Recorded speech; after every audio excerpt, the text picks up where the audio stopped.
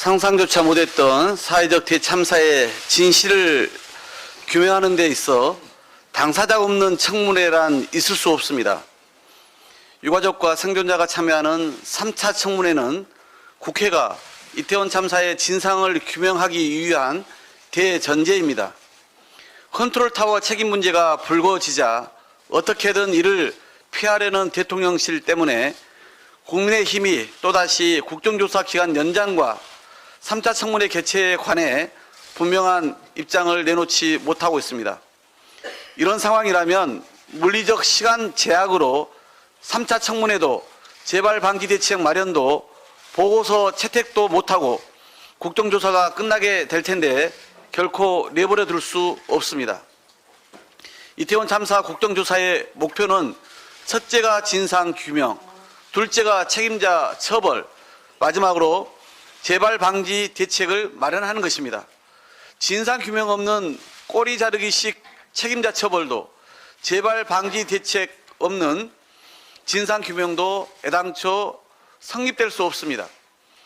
유가족과 생존자, 전문가가 참여하는 3차 청문회, 재발 방지를 위한 전문가 공청회, 충실한 결과 보고서 작성까지가 온전한 국정조사입니다. 하루빨리 본회의를 열어 국정조사 특위 활동 기간을 연장해야 하는 이유입니다. 참사의 진실이 언론과 국회 노력으로 조금씩 드러나고 있습니다. 이에 반해 셀프 수사, 면죄부 수사, 꼬리 자르기 수사라는 비판을 받아온 경찰 특수본은 작년 12월 초로 예정한 중간 수사 발표도 12월 말로 예정한 수사 결과 최종 발표도 감감무소식입니다. 정부 기관들의 자료 제출 거부와 정쟁에만 매몰된 여당 국정조사위원들까지 수많은 방해가 있었지만 이를 뚫고 여기까지 왔습니다. 오로지 진실을 바라는 국민과 유가족, 생존자들 덕분입니다. 그런데도 국민의힘은 여전히 유가족과 생존자, 이상민 행정안전부 장관을 한자리에 앉히는 청문회는 절대로 할 수 없다고 거부합니다. 국정조사를 의도적으로 지연시키고 방해해온 것도 개탄스러운데 참사 희생자와 생존자 대신 참사 주무부처 장관만 지키겠다고 나서는 국민의힘의 행태에 기가 찹니다. 이태원 참사 국정조사가 진상규명과 재발 방지를 위한 활동을 잘하고 있다는 국민평가는 15.2%에 불과합니다. 부끄러움을 안다면 이제라도 국민의힘은 집권 여당으로서 책임을 다해야 합니다. 유가족과 생존자, 전문가, 정부 책임자가 함께하는 3차 청문회 실시, 참사 재발 방지를 위해 법적, 행정적 개선책을 마련하는 전문가 공청회 개최, 이번 참사의 사전 대책과 현장 대응, 사후 수습에서 드러난 컨트롤 타워의 책임부터 구체적 대응 시스템까지 포함한 완성도 높은 결과 보고서 작성까지에는 충분한 시간이 필요합니다.